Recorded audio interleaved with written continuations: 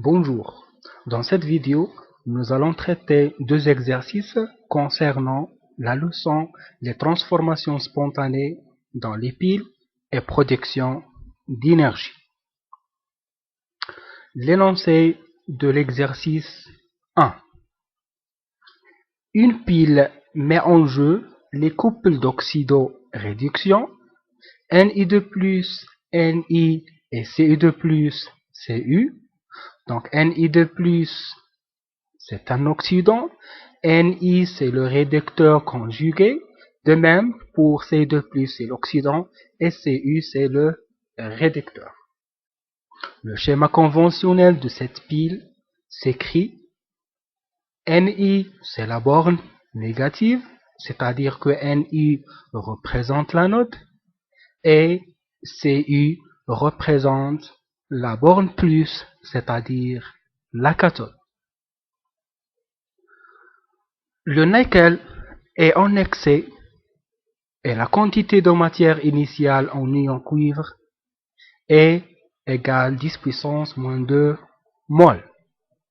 Donc le nickel solide est utilisé en excès et que la quantité de matière initiale en ion cuivre 2 est égale 10 puissance moins 2 mol. C'est la quantité de matière initiale de Cu2+.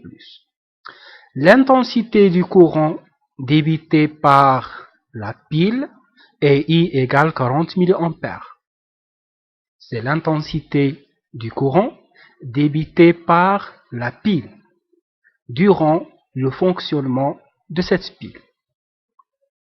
On donne F égale 9,65 10 puissance 4 coulombs par mol et on vous demande d'écrire l'équation de la réaction du fonctionnement de la pile, c'est-à-dire l'équation de la réaction d'oxydoréduction.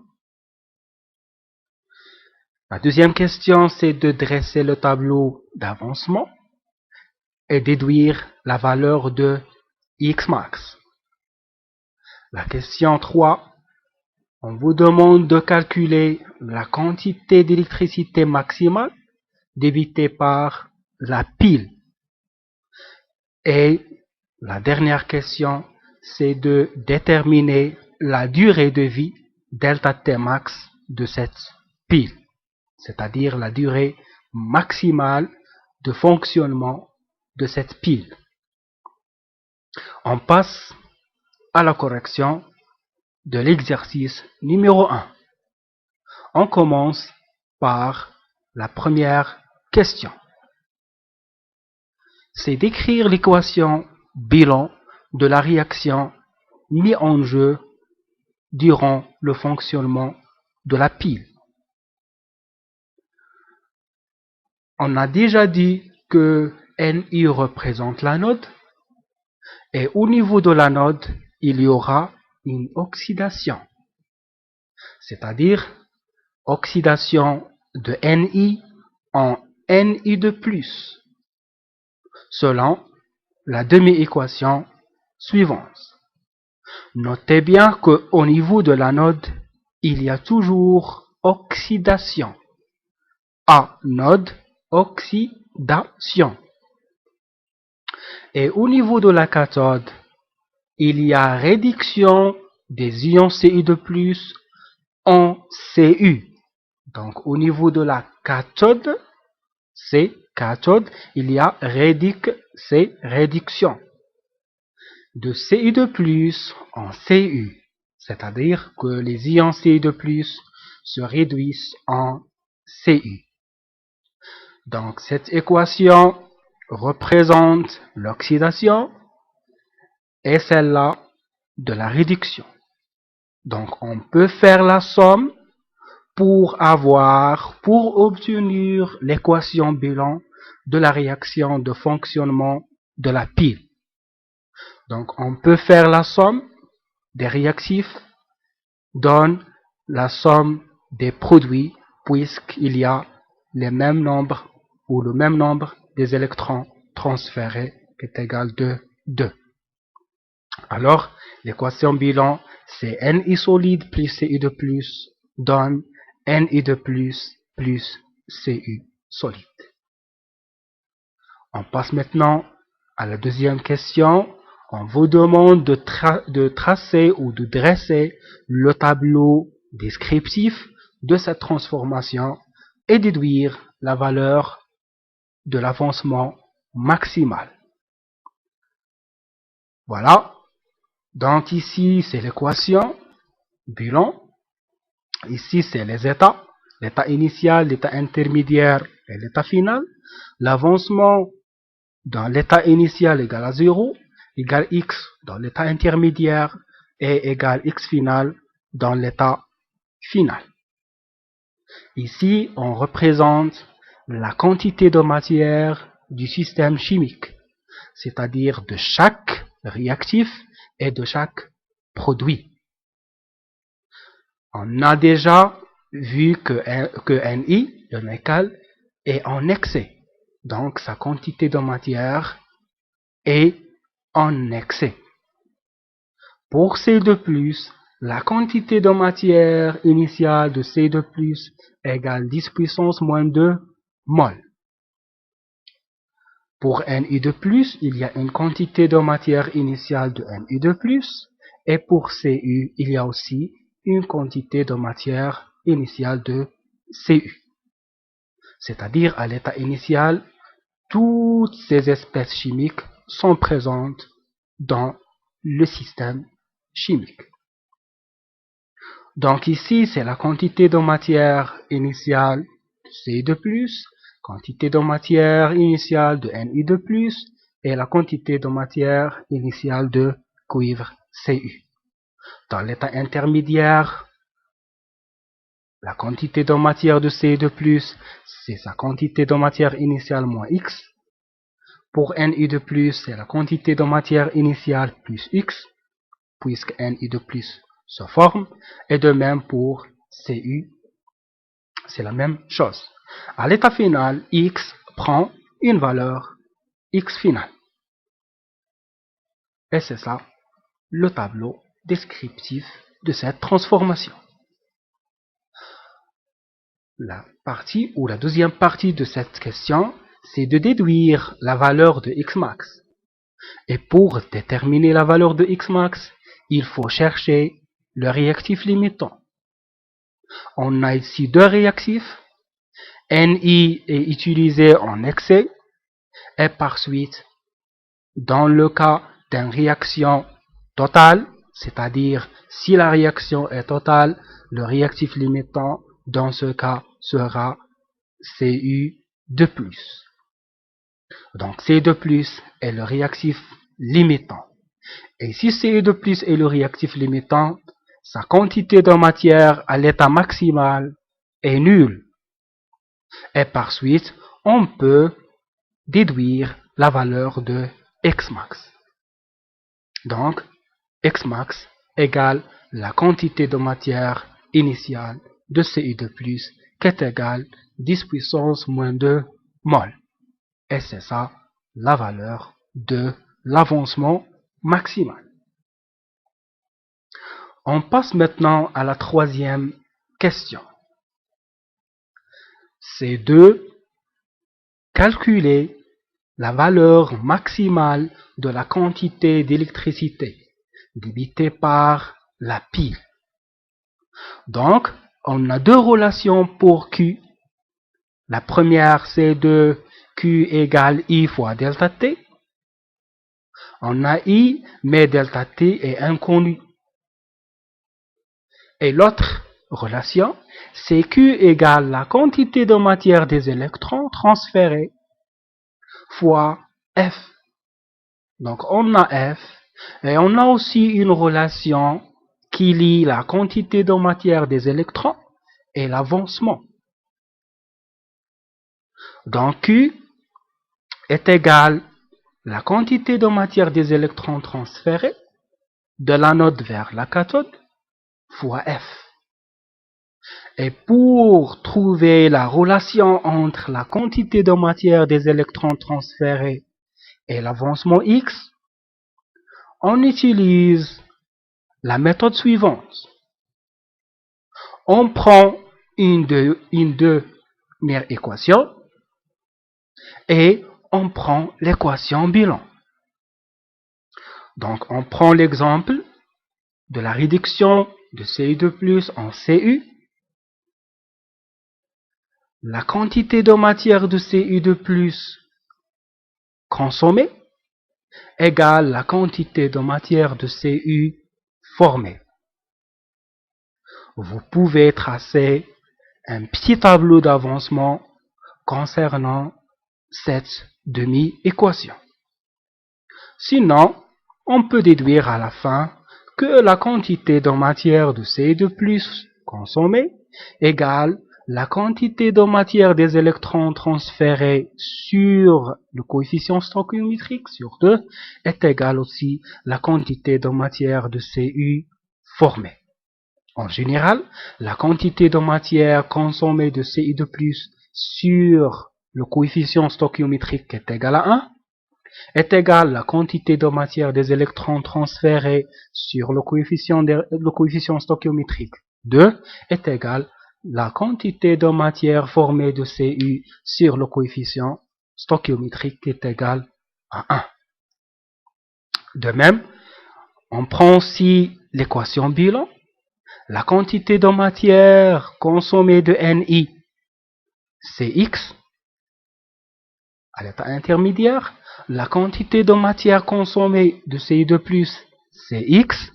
De même, pour Ni2+, la quantité de matière formée, puisque Ni2+ est un produit, donc c'est égal à X, et la quantité de matière formée de Cu, c'est-à-dire produite, est aussi X.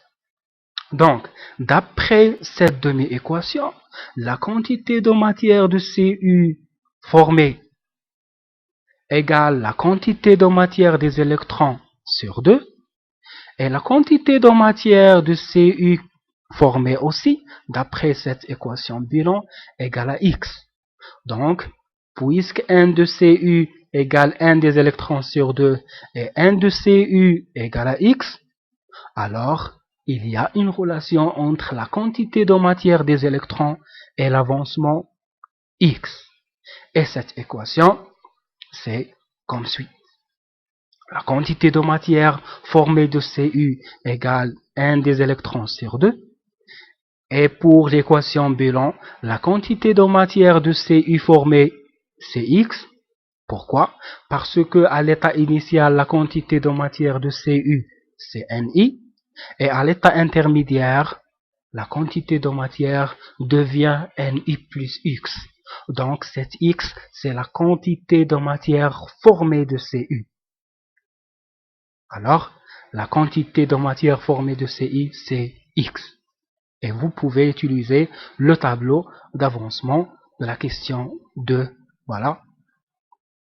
Donc, la quantité de matière formée égale N E sur 2 est égale à X, alors que la quantité de matière des électrons sur 2 est égale à X. Et par suite, on peut trouver la relation entre la quantité de matière des électrons et X. Et alors, Q maintenant égale la quantité de matière des électrons qui est égale à 2X fois F. Maintenant, on vous demande de calculer Qmax, donc c'est-à-dire la quantité d'électricité à l'état maximal. Donc Qmax égale 2 fois Xmax fois F. Et on peut maintenant remplacer Xmax par sa valeur, c'est-à-dire la valeur trouvée à la question 2. Donc on a déjà trouvé que Xmax égale 10 puissance moins 2. Voilà. Donc on remplace Xmax par sa valeur. Voilà. Et on trouve que Qmax égale 1930 coulombs. Et c'est ça la quantité d'électricité maximale débitée par la pile. On passe maintenant à la question 4. Déterminer la durée de vie, delta T max, de cette pile. Maintenant, on va utiliser la relation qui relie la quantité d'électricité et delta T. Et cette expression, c'est que Q égale I fois delta T. À l'état maximal, Qmax égale I fois delta T max. Et par suite, delta T max égale Qmax sur U. Application numérique, Qmax c'est 1930 et I c'est 40 mA. Donc il faut convertir cette valeur en ampères. On trouve que cette valeur est à l'ordre de 48 250 secondes. Et maintenant, on passe à l'exercice 2. L'énoncé de cet exercice, on réalise la pile aluminium-cuivre en utilisant les composantes suivantes. Une solution de sulfate de cuivre, Cu2+, de concentration 0,1 et une solution aqueuse de chlorure d'aluminium de concentration C2. On a deux plaques, une de cuivre et l'autre d'aluminium, et un pont salin pour relier les deux compartiments. Donc, on a ici deux couples oxydes, C2+, Cu et Al3+, Al. Ce qui signifie que les ions SE4- et les ions Cl- sont des ions spectateurs. Les données, F égale toujours, c'est une constante, 9,65 10 puissance 4 coulombs par mol, la masse molaire d'aluminium, et ici les deux solutions en même volume, c'est-à-dire que le volume de la solution de sulfate de cuivre, noté V1, égale le même volume de la solution aqueuse de chlorure d'aluminium V2. Ici, la constante d'équilibre associée à la réaction Al solide plus 3Cu2 donne 2Al3 plus 3Cu. Voilà, on donne la constante d'équilibre associée à cette équation qui est égale 10 puissance 20. Donc c'est une valeur très grande. On vous demande dans la première question de calculer le quotient de la réaction à l'état initial. Pourquoi? Pour savoir ou pour déterminer le sens d'évolution spontanée du système chimique. C'est-à-dire, est-ce que le système évolue spontanément dans le sens direct ou dans le sens indirect. Et pour cela, on compare la valeur de la quotient de la réaction à l'état initial et cette valeur, cette constante d'équilibre K. Si QR est inférieur à K, le système évolue spontanément dans le sens direct, et si QR est inférieur à K, le système évolue dans le sens indirect. Et si QR est égal à K, le système est en équilibre et par suite, il n'évolue pas. La deuxième question, on vous demande de donner le schéma conventionnel de cette pile en justifiant. La troisième question, l'intensité du courant débité par la pile est à l'ordre de 40 mA pendant une durée de fonctionnement qui est égale 1 heure et demie. 3.1. Montrer que la quantité de matière réagit d'aluminium est NaL égale I fois delta T sur 3F. Puis, on déduire la valeur de la masse réagie d'aluminium durant delta T. On passe à la correction de l'exercice 2. Donc on commence par la question 1. On vous demande de calculer le quotient de la réaction à l'état initial. Donc par définition, le quotient de la réaction à l'état initial, dans ce cas, égale la concentration de Al3+ à la puissance 2 à l'état initial sur la concentration de Cu2+ initiale, le tout à la puissance 3. Pour Cu et l'aluminium, ce sont des solides, et les solides ne figurent pas dans l'expression du quotient de la réaction. On sait que la concentration, c'est la quantité de matière divisée par le volume. Alors, la concentration initiale de Al3+, c'est la quantité de matière initiale sur le volume. Et de même pour les ions Cu2+. Donc, pour Al3+, la quantité de matière initiale de Al3+, c'est C2 fois V2. Et pour la quantité de matière initiale de Cu2+, c'est C1 fois V1. Divisé par le volume. Donc, pour Al3+, le volume où se trouvent les ions Al3+, c'est le volume V2. Et pour les ions Cu2+, c'est le volume V1. Si les ions Al3+ et les ions Cu2+ sont mélangés, ici on écrit V1 plus V2, c'est-à-dire le volume total.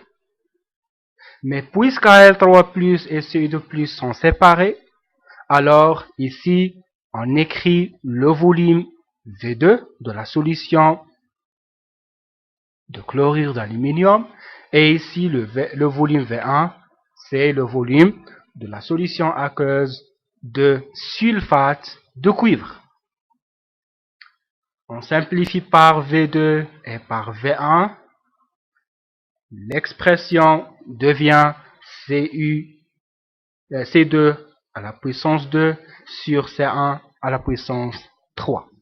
Et puisque C1 égale à C2, donc le quotient de la réaction à l'état initial égale 1 sur C1, c'est-à-dire 1 sur 0,1, voilà, donc égale à 10. On remarque donc que le quotient de la réaction à l'état initial est inférieur à K, très inférieur à K. Donc, on peut déduire que le système évolue spontanément dans le sens direct, c'est-à-dire dans le sens de formation de Al3+ et Cu et la consommation d'aluminium et de Cu2+. On passe maintenant à la question 2. On vous demande de donner le schéma conventionnel de cette pile. Donc, il faut savoir l'anode et la cathode. Pour cela, on va déduire les demi-équations d'après cette équation bilan. Donc, puisque le système évolue dans le sens direct, l'équation bilan s'écrit sous cette forme, c'est-à-dire que Al se transforme en Al3+ selon une réaction d'oxydation. Et pour Cu2+, se transforme en Cu selon une réduction. Alors, Al se transforme en Al3+, donc c'est une oxydation qui se fait au niveau de l'anode, et par suite Al présente l'anode et Cu est la cathode pour cette pile. Donc, c'est une oxydation qui se fait au niveau de l'électrode AL. Donc AL est l'anode. Notez bien que toujours au niveau de l'anode, anode, il y a oxydation. Et l'anode, N, c'est la borne négative. Et par suite, Cu, voilà, et la cathode, voilà. Donc le schéma conventionnel s'écrit sous la forme. Al, c'est l'anode, Cu, c'est la cathode. Ici, un pont ionique qui relie les deux compartiments d'aluminium et du cuivre. On passe maintenant à la question 3. L'intensité du courant débité par la pile est I égale 40 mA. C'est l'intensité du courant débité par la pile pendant une durée de fonctionnement, ici 1h30. La première question, c'est 3.1. Montrer que la quantité de matière réagit d'aluminium, c'est-à-dire la quantité de matière consommée, égale I fois delta T sur 3F. Donc, d'après la demi-équation d'aluminium, on a la quantité de matière consommée d'aluminium égale la quantité de matière formée des ions Al3+, égale la quantité de matière des électrons transférés sur 3. Donc, on peut déduire que la quantité de matière d'aluminium, par exemple, consommée, égale la quantité de matière des électrons sur 3. On a une relation qui lie la quantité de matière transférée et I, delta T et F. C'est que Q égale la quantité de matière des électrons fois F, et d'autre part, Q aussi égale I fois delta T. Alors, la quantité de matière des électrons égale I fois delta T sur F. Donc, on remplace dans cette équation, on trouve que la quantité de matière consommée d'aluminium égale I fois delta T sur 3F.